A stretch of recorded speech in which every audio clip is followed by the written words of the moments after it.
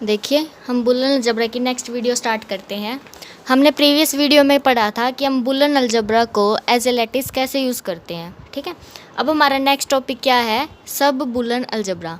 सब boolean algebra का मतलब क्या है कि बुलियन अलजेब्रा की हेल्प से हम कोई दूसरा बुलियन अलजेब्रा कैसे बनाएंगे। ठीक है, हमारे पास कोई भी बुलियन अलजेब्रा गिवन होगा और हम उस पर क्या रिस्ट्रिक्शन लगाएं कि उसका कोई एक सबसेट है, उसको भी हम बुलियन अलजेब्रा कह सकें। ठीक है, हमारे पास एक बुलियन अलजेब्रा गिवन है, जैसे कि हमने यहाँ पर लिखा हुआ है बी जॉइन मीट। हमारे पास कॉम्प्लीमेंट 0 और 1 है।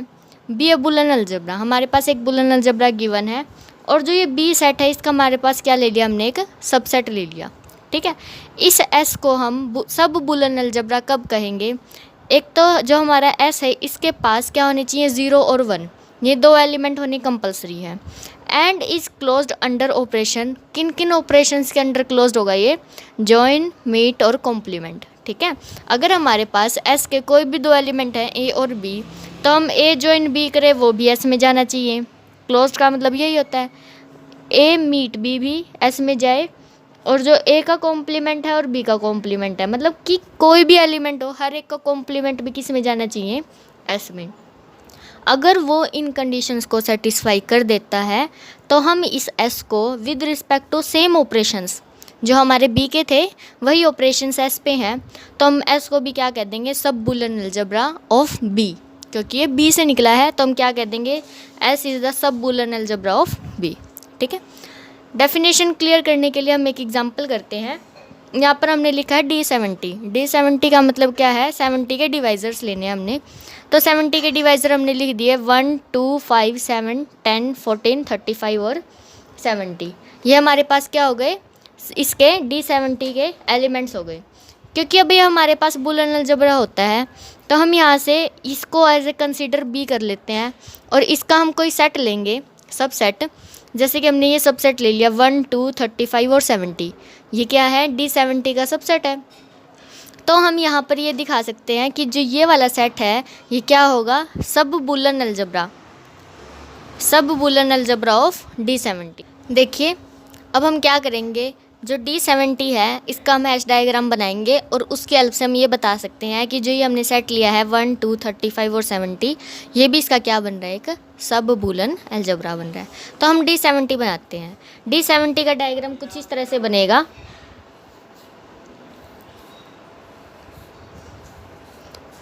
क्योंकि यहाँ पर सबसे छोटा कौन है? 1, तो 1 को हम सबसे नीचे लिख लेंगे और सबसे ऊपर आएगा 70। ठीक है, अब 1 से हम देखते हैं कि उसके बाद कौन से डिविज़र्स आएंगे। 1 के बाद 2 और फिर 5। ठीक है, ये लिख लेते हैं। 7 भी लिख सकते हैं हम यहाँ पर, क्योंकि यहाँ पर एक एलिमेंट और चाहिए जो 5 और 7, ये सारे आपस में क्या दे रहे हैं? हमारे पास GCD इनका 1 है, तो हम इनको कॉरस्पॉन्डिंग लिख लेंगे 2 5 7। अब हम ये देखेंगे कि 2 के डिविज़र कौन से हैं? 5 के और 7 के। ठीक है, कॉरस्पॉन्डिंग फिर हम उनको मैच करवा देंगे। तो हमें पता है कि जो 5 के डिविज़र है यहाँ पर 10 है, 35 है, फिर तो 70 है ही सबका। तो 5 के साथ हम कौन कौन से ले लेंगे? एक तो 10 ले लेंगे और एक 35। इधर हमने 10 ले लिया, इधर 35, और इसको हमने इससे मीट करवा दिया, क्योंकि 5 का रिलेशन 10 से भी है और 35 से भी है, डिविज़र्स हो गई हैं। उसके बाद अब हम देखेंगे कि 2 का और 7 का, क्यों 2 का और 7 का एक डिविज़र है हमारे पास 14, क्योंकि वो दोनों के हैं, तो हम यहाँ पर लिख देते हैं उसको 14 और इसको 2 से भी और 7 से भी मैच करवा देते हैं। ठीक है, अब क्योंकि 14 का 10 35 5 इनसे कोई रिलेशन नहीं बन रहा, तो हम क्या करेंगे? सीधा 14 को किससे मैच करवा देंगे? 70 से। तो ये हमारा किसका डायग्राम बन गया? D70 का, क्योंकि सारे एलिमेंट आ चुके हैं। ठीक है, ये हमारे पास आ गया D70।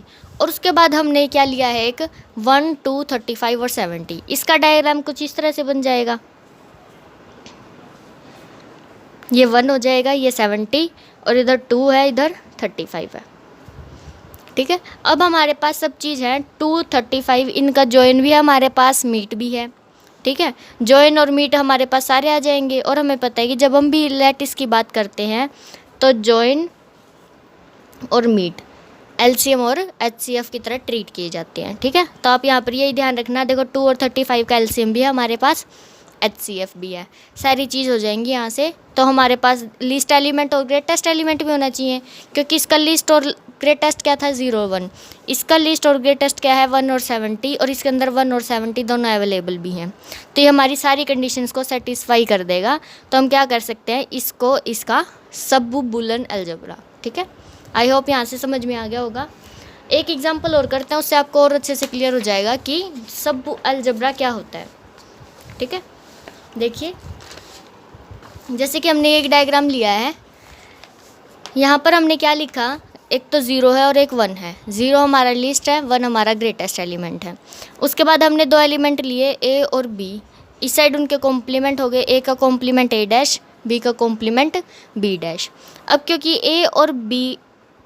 B और A डैश का कॉम्प्लीमेंट, इनका जब हम जॉइन करेंगे तो हमारे पास क्या आएगा, A डैश जॉइन B, और मीट करेंगे तो नीचे आता है।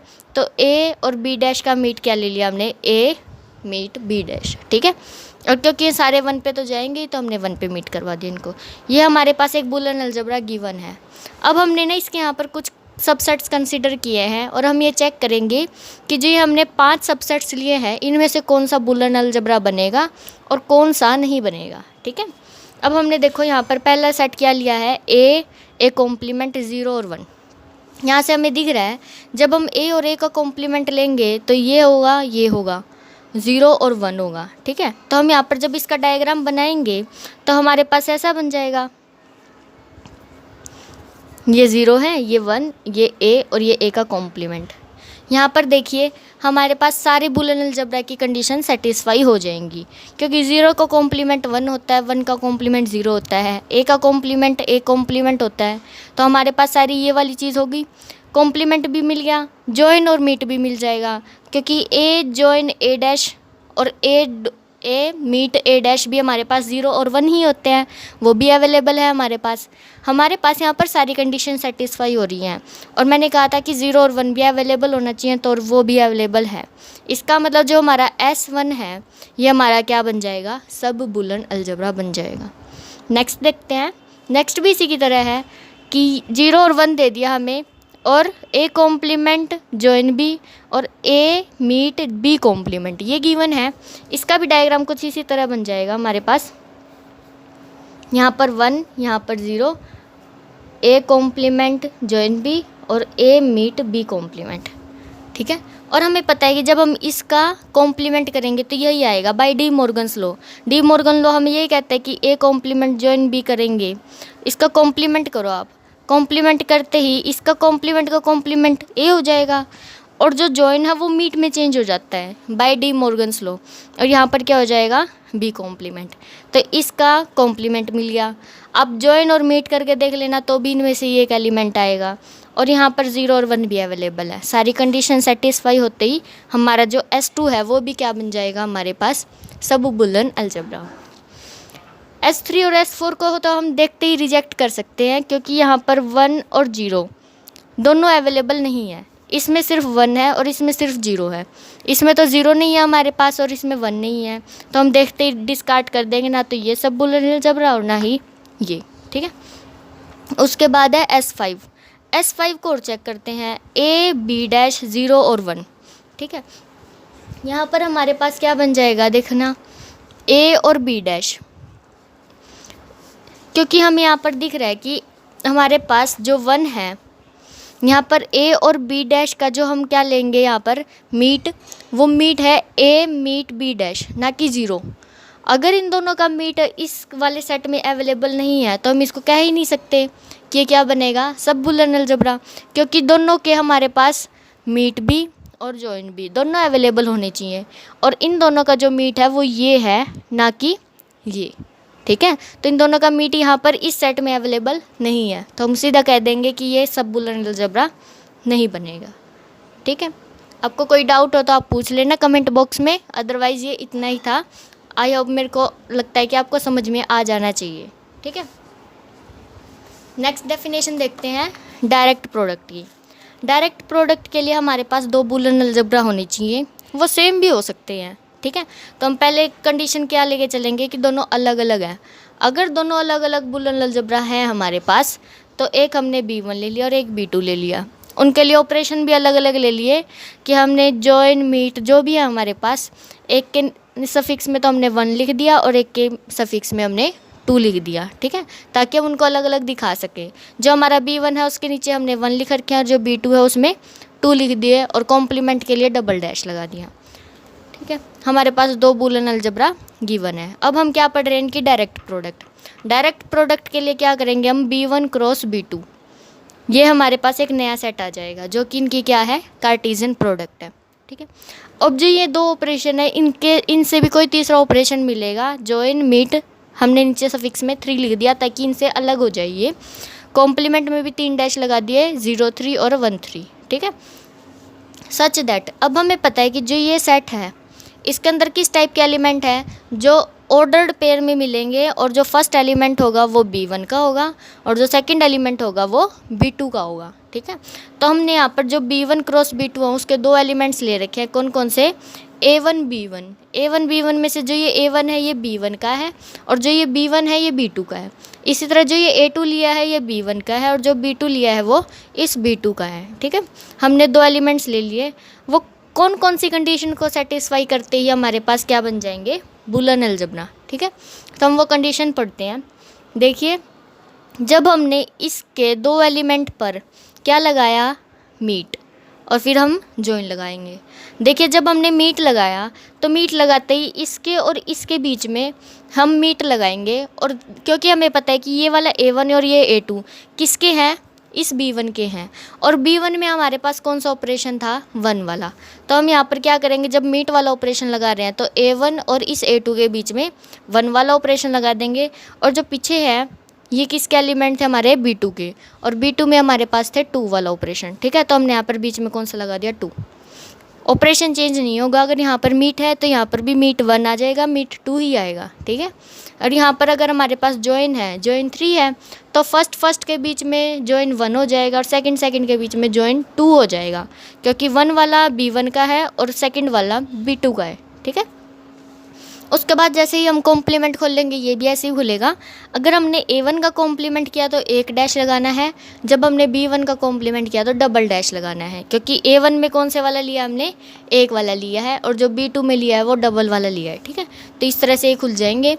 उसके बाद है हमारे पास 0 का मतलब identity with respect to addition, ठीक है। तो यहाँ पर जो 0 3 है उसमें भी ऑपरेशन कैसे लगेंगे, ऑर्डर्ड पेयर्स वाले ही होंगे हमारे पास। जो 0 1 है वो B1 का है और जो 0 2 है वो B2 का है। इसी तरह 1 3 1 1 और 1 2 लिख दिया यहाँ पर, ये भी हमारे पास इसी तरह हो गए, ठीक है। तो हम इस पूरे, अगर वो इन सारी कंडीशंस को सेटिस्फाई कर देगा तो हम B1 क्रॉस B2 को क्या कह देंगे, हमारे पास ये क्या बन रहा है, डायरेक्ट प्रोडक्ट है B1 क्रॉस B2 को। और यहाँ पर हमारे पास जो B1 और B2 हैं ये ज़रूरी नहीं है अलग अलग ही हो सेट, हमारे पास सेम भी हो सकते हैं, ठीक है। तो सेम होंगे तो हमारे पास क्या बन जाएगा, B क्रॉस B। तो हम यहाँ से ऐसे भी बना सकते हैं, अगर हमारे पास एक सेट है बूलियन अलजेब्रा B तो हम यहाँ से B² भी बना सकते हैं। जब भी हम B² लिखेंगे उसका मतलब क्या होगा, B की B के साथ डायरेक्ट प्रोडक्ट हो रही है, ठीक है। जब हम B³ लिखेंगे तो उसका मतलब क्या है, B की B के साथ 3 बार डायरेक्ट प्रोडक्ट हो रही है, वो भी हमारे पास क्या बनेंगे, बूलियन अलजेब्रा बनेंगे। उनके ऑपरेशन चेंज हो जाएंगे, क्योंकि यहाँ पर हमारे पास अगर हम 1 1 भी ले लें तो यहाँ वाला तो चेंज होना ही है, ठीक है। तो ये 2 हो जाएगा हमारे पास, ठीक है। आगे हम नेक्स्ट अगली वीडियो में करेंगे। नेक्स्ट हमारा टॉपिक आएगा रिप्रेजेंटेशन थ्योरम।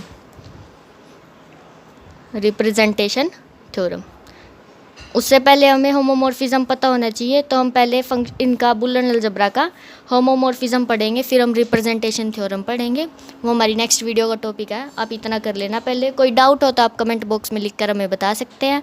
अगर आपको वीडियो अच्छी लगे तो लाइक करना, और चैनल पर अगर आप नए हैं तो सब्सक्राइब भी कर देना। Thank you.